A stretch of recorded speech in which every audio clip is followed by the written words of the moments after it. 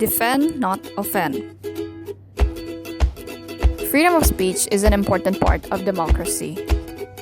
Back then, in the era of German Nazi, apartheid regime in South Africa, and the feminist movement in patriarchal societies, freedom of speech was very suppressed. However, over time, people strived for freedom of speech. They demonstrated and fought for the voiceless, such as minorities and women, so they can find justice. Now, there's freedom of speech everywhere. Universal Declaration of Human Rights, Article 19 also says, everyone has the right to freedom of opinion and expression.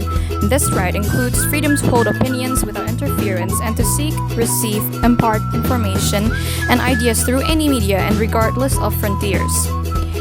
Nowadays, in the age of new media, people are growing more and more vocal about their views and opinions. Expressing them openly has become quite the norm. You can easily find sensational YouTube videos, memes, speeches, and even remarks in comment sections that target specific issues with bluntness all over the internet. A lot of people also speak of things that actually matter, like religion and race and gender, too lightly and in a nonchalant manner, disregarding the people on the other side. Now, have you ever seen a meme of a white guy saying, "Why so many of you nigga?" Or a meme of an old Chinese man saying, "You got hepatitis B? Why not hepatitis A?" There is also other memes with an Indian on it saying, "I'm smelly and I know it. Schmelly, schmelly, schmelly." Come on guys, do you think you want this as the result of freedom of speech?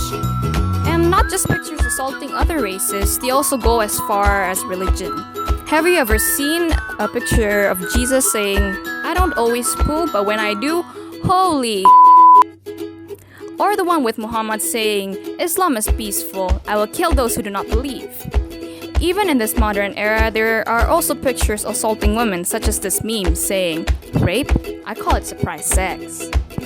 So now the question is, to what extent does this principle of freedom of speech go? Do you think this kind of freedom of speech will not hurt or offend anyone?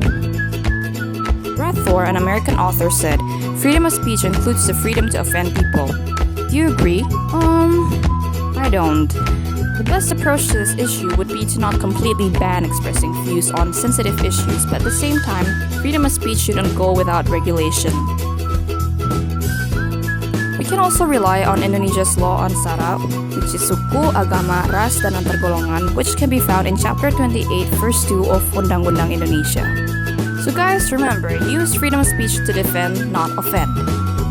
This campaign is brought to you by JJS Production.